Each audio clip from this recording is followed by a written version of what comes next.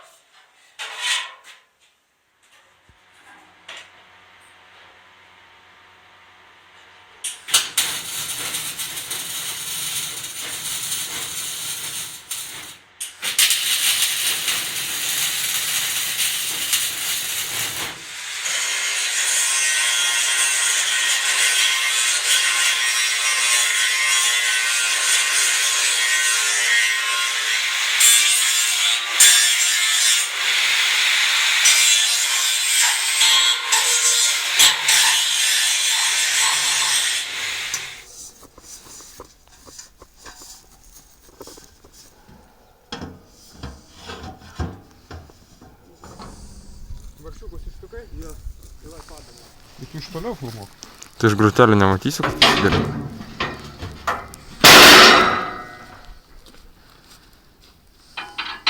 Bet gerai čia vakar sakai.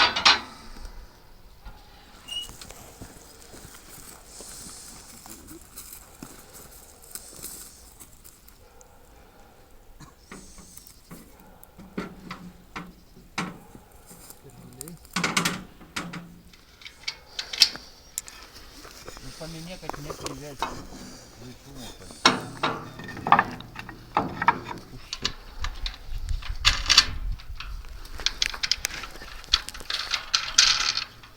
Dar vieną užsuk čia.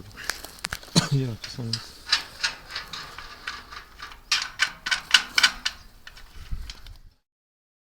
Labadiena. Labą dieną. Aš esu Robertas Strazdas. Aš Dominykas Poviliant. Šiandien mes norim pristatyti naują mūsų kūrinį, bendrą. Su Dominyku, tai yra ugniakuras. Štai, ugniakuras. Mūsų bendras produktas, išmastytas, išgimdytas, išnešiotas. Ir va, galų gale šiandien mes jį turim jau paruoštą ir jisai yra toks, koks yra. Kitokio jau nebebus. Dar vienas niuansas yra išskirtinumas šitokio ugniakuro iš visų kitų, kad jisai turi savy dar, ne tai, kad turi, jisai teminis yra. Mes ne vien skiriam laiko, jėgų buičiai, ne? Nes židinį ko, kitas iki kelias plytas gali sudėti ir jau ten naudoti kaip ugniakurą. Bet ne, jisai estetiškai yra gražus, jisai ideologiškai yra gražus. Šitas židinys dar turi, kaip matote, bareljefus, keramikiniai bareljefai. Tai va. Tema Donelaitis. Mes ir kiekvieną dieną nepamirštam savo šaknų, nepamirštam garbingų vyrų, kurie padėjo mums išsaugoti gimtąją kalbą. Pasiėmėm 3 objektėlius ir taip. Čia tas variantas, kai Donelaitis rašo, jisai taip, kaip mums pristatomas literatūros vadovėliuose. Kitas dalykas, mes pažiūrėjom į tą situaciją, ką jisai rašo. Jeigu panagrinėsim jo kūrybą, dažniausiai ten buvo didaktika. Didaktika, kuri mokino valstiečius, būrus, gražaus elgesio normų. Ir iš šios dienos laikmečio, ta prasme, žiūrint, ganėtinai keistai atrodo, kad pastabos, kad atsargiai kūrenkit ugnį, nešaudykite su šautuvu arti žmonių, kai yra, nu, suprantat, laikykite, nu, praktiškai ten gaisrininko kurso pradžiamokslį.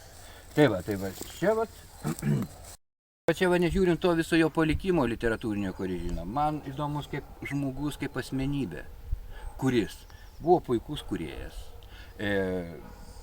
turėjo dirbtuvėlės, gamindavo instrumentus, gamindavo visokius binoklius ir taip toliau. Lygiagrečiai jo gyvenimo peripetijos visokios, moterys, neištikimybė ir taip toliau. Žodžiu, tai, kas žmogų daro žmogų.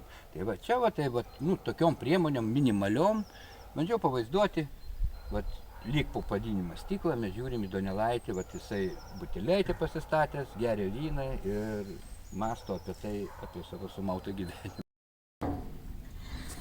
Kūrenti ugnelę, kad prie šito židinio būtų jauku visada, draugiška atmosfera, aišku, geras vynas, puikus laikas bus praleistas. Tai va, norim, kad jisai tarnautų ilgai, atneštų laimę tiem namam, kur jisai bus.